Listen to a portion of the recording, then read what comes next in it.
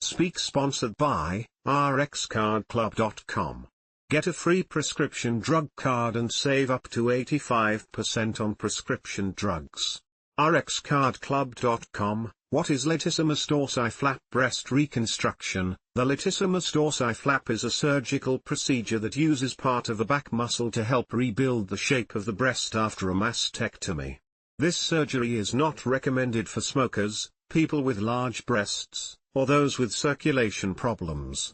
After surgery, some people may experience weakness in their arm and back muscles. The procedure involves moving a portion of the latissimus dorsi muscle from the back to the chest, while keeping the blood supply intact. Benefits include a similar skin tone, natural feel, and improved appearance when used with an implant. Recovery involves drains, swelling, and limited mobility for several weeks. It may take up to a year for the reconstruction to fully stabilize.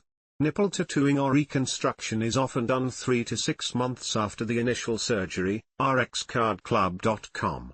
Get a free prescription drug card and save up to 80% on prescription drugs. Less than /speak.